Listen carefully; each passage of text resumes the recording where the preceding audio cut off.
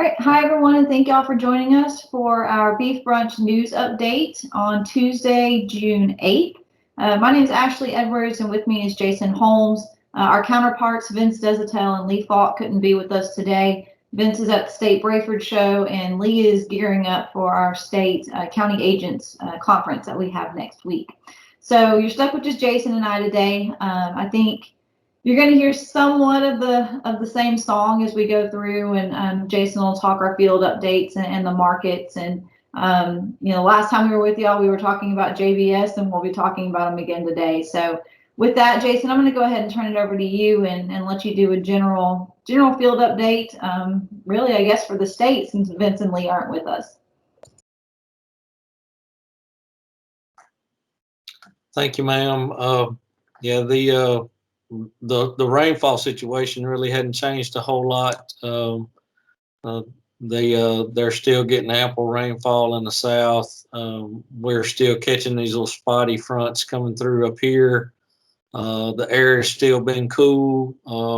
It's definitely been a struggle.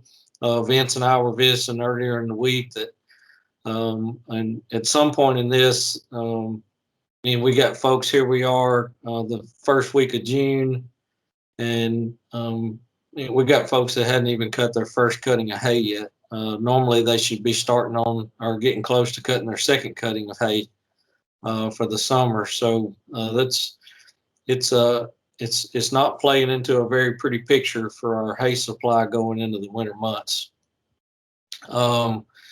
Had a couple of conversations with folks this week just in terms of managing these little spotty showers coming through here, in terms of quality of these Bermuda grasses and Bahia grasses.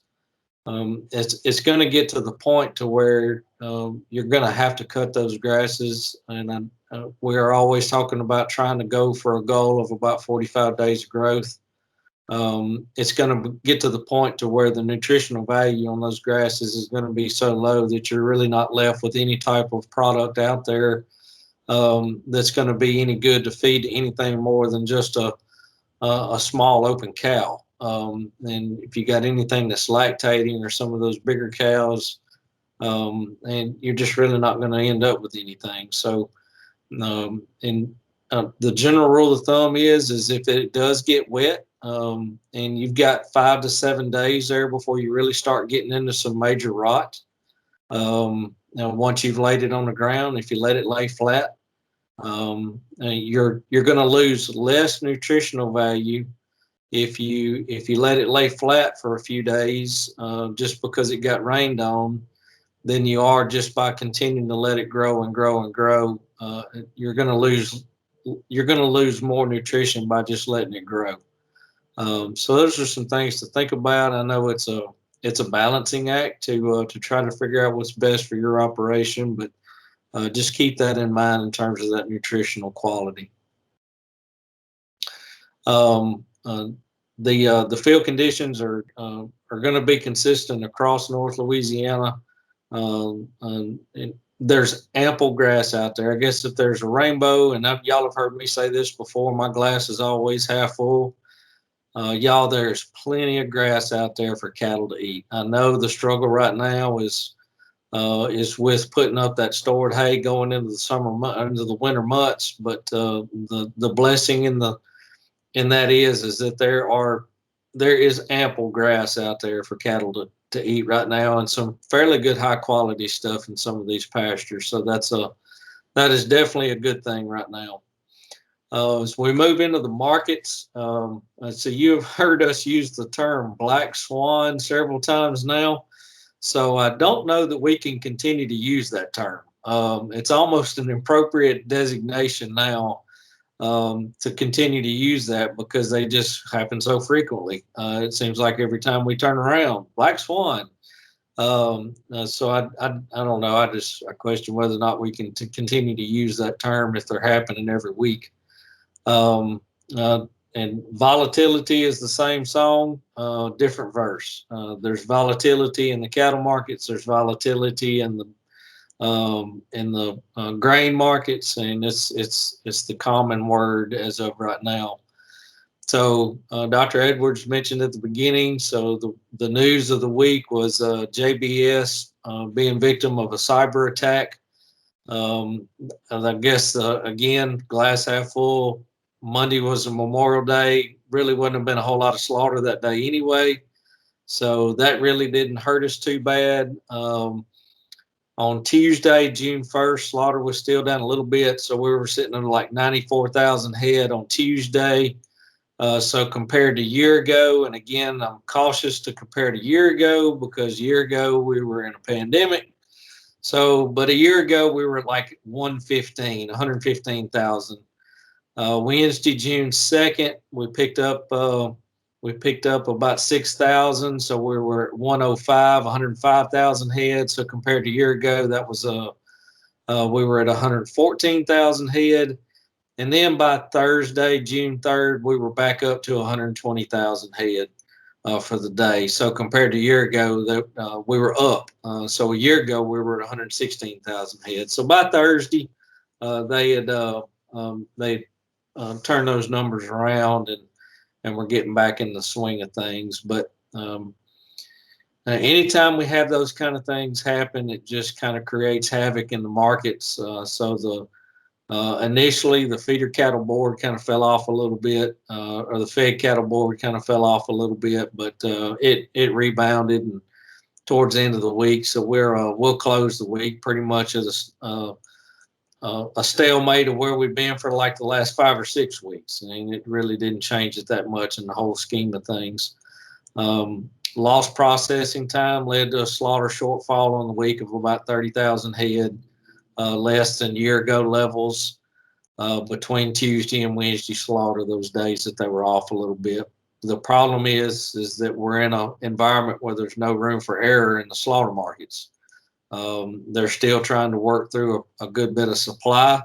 So anytime we have these little hiccups in the chains and the processing facilities, it continues to create a backlog of those cattle that are sitting out there in the feedlots.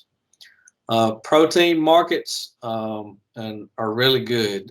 So I'm going to talk about a couple of these things, and then I'd like to share my screen with you and show a couple of things as we're talking about these protein markets. So the economy is it's opening up. We're in a growing economy right now. Meat markets of all types, protein markets of all types are enjoying that.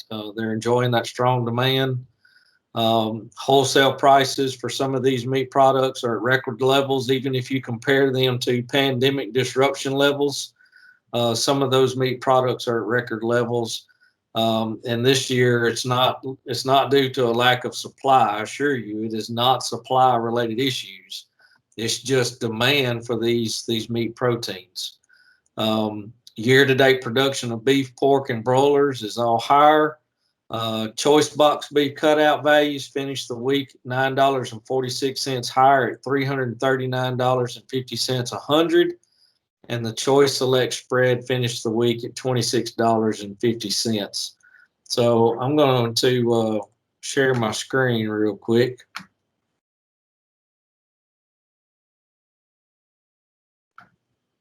So Ashley, can you see that? Yes, sir. And if you don't mind, and I believe we mentioned it just briefly in our last news update, and I realize most of our producers probably already understand why JBS cyber attack was as large of a deal as it was, but JBS globally is probably the largest, I guess they are the largest meat packer, not just for beef, for pork as well, and then they also own Pilgrims. So my mom called me the other day, was asking why my stepdad was mentioning chicken plants being down, and it honestly, it should have occurred to me, but it took me a second because I was like, well, they attacked JBS, but I forgot that JBS now owns Pilgrims. So I know we probably have some producers, here that are listening, poultry producers that are listening to this as well. But just in case we have any new cattlemen out there that are listening to this, or anyone that might not be aware of that, JBS is the largest global meat processor, and then they process roughly a quarter of our beef here in the United States. And so that's why even one day of downtime for them can caused kind of an uproar, I guess, in a sense.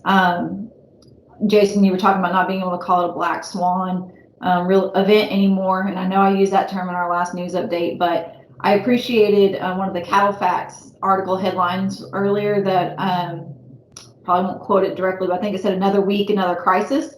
That's kind of how I feel about it. Like you said, we can't say black swan necessarily, but here we go with something else happening. So, I'm sorry to interrupt you, but we can see your screen and you're good to go. Yeah, those are some good comments. So, and it goes back to, and we've talked about that on these updates before, that whenever 85% of the slaughter capacity in the United States is owned by 4 companies, whenever one of these companies suffers a disruption like what we've seen this past week, it has major effects on those markets. So it's unfortunate. So I wanted to touch on just real quick, and I think charts is where you can see some of these lines and just kind of see some of the progression, kind of puts it into reality, and some of the frustrations that we have right now on the live cattle side, in terms of what some of these wholesale meat prices are bringing, and it is a frustration. It's the dynamics. The way the dynamics play out into some of these markets, but it doesn't make it any less frustrating for folks that are on the live animal side. So this chart that we're looking at right now, that's a 5 market area live fed cattle price, and you can see the red dots are 2021, the green solid line is the 15 through 19 average, and then the blue vertical lines are last year's prices. So you can see that our fed cattle prices have just been kind of hovering right around $1.20. When we're up above $1.20, we fall back to below $1.20, and then we're kind of just hovering for the last several weeks right at $1.20. So our fed cattle markets are just, I mean, for lack of a better term, it's just stale, and we're not seeing much movement. So as we look at why there's a good bit of frustration. So this is choice box beef cutout values on a weekly average. So if you look at that 2020 spike, so that was right in the middle of whenever we started seeing all of the disruptions due to COVID-19. So that was last year, in that April, May, June timeframe. So you can see those red dots there for 2021 were like 9 weeks steady going up on those choice box beef cutout values. Now, should we be seeing an increase this time of year? Yes. Historically, we should see an increase in those choice cutouts this time of year because it's grilling season. I mean, we're getting into the summer months.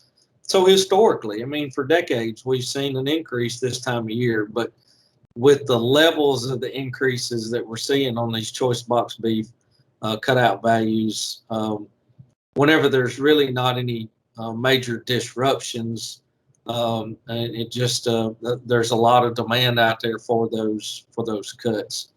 And then as you get down to the choice select box beef spread, you can see that we are above pandemic levels. So and we got up to almost $26. So we were right at $25.45 in terms of our choice select spread in the middle of the pandemic last year. And right now we're sitting at $26.30 on that spread. So we're above pandemic levels on that spread. So that kind of hopefully will give you an idea of what some of those frustrations are between the live cattle side and the wholesale beef side. So I'm going to scroll down here real quick and show you some of these other protein markets real quick. So this is the U.S. pork carcass cutout. So this is the rib, the shoulder, the loin. Those are those cutouts of a pork carcass cutout. So whenever I made the comment a while ago that all of these protein markets are hot, it's not just beef, y'all. It's all of these protein markets. So you can see that. So if we just look at an average price, if we look at this, the green line, the 2015-19, so we would normally be around 84. Let's just say $85 100 on that pork carcass cutout. We're sitting at 124.73 right now on that pork carcass. So another really hot market. Then we move down to broiler composite weighted average. So if we look at May the 28th, last data point there, 74.45, 100 on those broiler meats. We move back up here, so we're looking at 105, but not too far off of average of what we would be looking at this time of year on that broiler composite weighted average. So hopefully that'll kind of give you an idea of what we're talking about in terms of all of these protein markets are wide open and doing pretty well right now. So as we move back into the rest of those markets, on Friday afternoon in the 5-area feeding region, fed steer negotiated cash sales ranged 118 to 121. So again, we're just kind of averaging out right there at that 120. That was steady in the north and in the south on a confirmed 49,361 head as of Friday afternoon.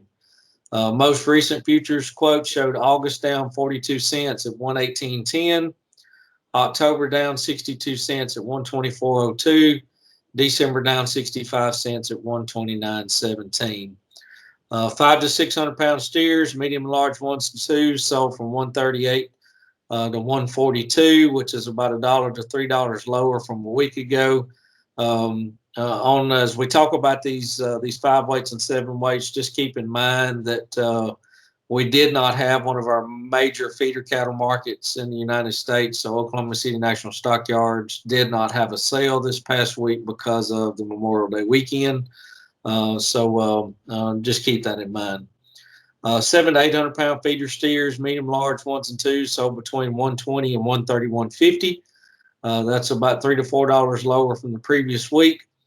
Most recent quotes on the same class of cattle showed August trading down $2.85 at 150.10, September down $2.57 at 152.92, and October down $2.17 at 155.20. So that class of cattle had run up pretty good in the middle of the week. So I think that's why we're seeing a correction there where they're off a little bit. But I think there's still a good bit of pressure on these feeder cattle guys to hold that inventory until later in the year. There's still really strong price support on those cattle as we get into the last quarter of the year. So there's a good bit of, I think, market pressure on that's being applied on those guys that may be looking to hold on to some of those feeders. Lean cull cows gained a penny from the previous week, so they're at about 59 cents a pound. As we move into the feedstuffs, soybean meal is down $25.50 at $413.80 a ton. Good to see that soybean meal ticking back down again. Soybean hulls are steady at $155. Cottonseed meal is down $5 a ton at $365 a ton. Whole cottonseed is steady at $385 a ton. Rice bran is steady at $140 a ton. Corn gluten feed meal, that's the 60%, is steady at $665 a ton. DDGs are down just $1 at $239 a ton. And corn lost 5 cents, $5.40 a bushel. And I'm going to turn it back over to you. All right, thank you. So I'm going to wrap us up with a few events that we have going on this summer. I think a lot of us are very grateful and excited to continue building on our in-person events. We're finally able to do those again. So we do have some in-person and virtual events coming up. When this is being released on June 8th, we will also have our live webinar for the month. We have Mr. Tyler Brode coming in and talking receiving strategies and management of high-risk stocker calves. So if you hear this before 10:30 on the 8th, you can join us for that live webinar. If not, again, I will always record it and we'll get it posted later on during the week. June 15th, we have a summer hay production seminar that is going to be at Dugdale Farms in Choudrant. So Dr. Strahan and Jason have been working with Mr. Tommy Dugdale on some plots there at his place, and I'm looking at the flyer to make sure I get all of this correct. We're going to start at 9 a.m. This is at 182 Dugdale Road in Choudrant, Louisiana. I will put the information in the podcast and video descriptions for this, but we'll begin at 9 and we will conclude around 11:30. Is that correct, Jason? Okay. And so you'll have Dr. Strahan, Dr. Wink Allison, Jason, a Cortiva rep, just looking through this, all coming to talk to y'all there. So if you can join us again, that's going to be Tuesday, June 15th. We'll begin at 9 a.m. in Choudrant. I'll put that information in the description below. The following week on June 22nd, we will have another news update with y'all. And so that'll be released then. And then also that week on Thursday, June 24th, we have a Livestock Field Day in Delhi. And so that is going to be at the Roy McIntyre Farm in Delhi. This field day is going from 5 to 7:30 p.m. We're going to have hay testing quality. Jason's going to talk about taming the terrible twos for our cattle, forage management, and then some technical and financial opportunities. Those are the topics for that particular field day. You do need to register for that. It's free, but they are asking that you register ahead of time. So that information will be in the description as well. Then coming into July, I know it's kind of a long ways off now, or it seems like it, but it'll be here before we know it. The first week of July, July 6th, we'll be back with y'all for another news update. July 13th is our monthly webinar. Dr. Strahan is coming in to talk managing common weeds in pastures and hay meadows. I know last year around this time he tried to come on and we had some audio issues, so he's going to come back and help clarify that and do that for us again this year. July 20th, we are releasing the Dean Lee, so the 2021 Dean Lee Research and Extension Center virtual field tour. So that is going to be horticulture, agronomy, livestock, all of that. That's going to be released virtually again on Tuesday. I believe it's Tuesday, July 20th. And then the last thing to mention to y'all, if you missed our Northwest Region Beef and Forage Field Day at the Hill Farm, that was in April. Those videos are up on YouTube and on the LSU AgCenter website. I will put that link into the video and podcast description as well. So I'm excited. It makes it kind of a busy couple of months, but it's good to be out and be interacting with all of y'all again. Jason, do you have anything else to add before we conclude? Yeah, I was just going to mention the, and you can correct me with the title, the Central Beef Expo that we're doing, where Dr. Grandin's coming to Alexandria. Isn't that in July as well? Yes, it is. Thank you for remembering that one. So as he just mentioned, Dr. Temple Grandin is going to come in and speak on Friday, July 16th.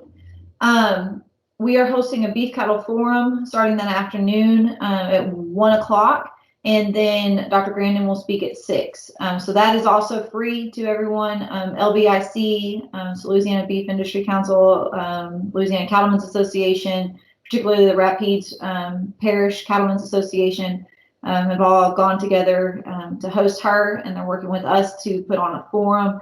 We have a handful of speakers that day. Jason, Wink, Dr. Wink Allison, I'm trying to remember all of them now.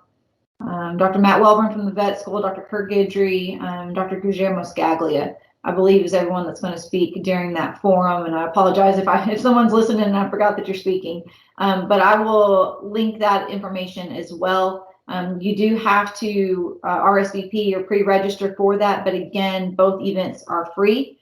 You can come to the forum starting at 1. You can come just to hear Dr. Grandin speak at 6, or you can come to both events. We're going to have a little bit of food in between the forum and Dr. Grandin's presentation. And if y'all have not heard her speak before, she does a tremendous job on talking cattle behavior, kind of from her point of view, and has been basically one of the pioneers for putting together proper handling facilities over the last couple of decades or few decades. And it's a good opportunity to be able to hear her. So with that, Jason, anything else I've forgotten that you can think of? Okay. I appreciate it. Thank y'all for tuning in today, and we will be back with y'all in a couple of weeks.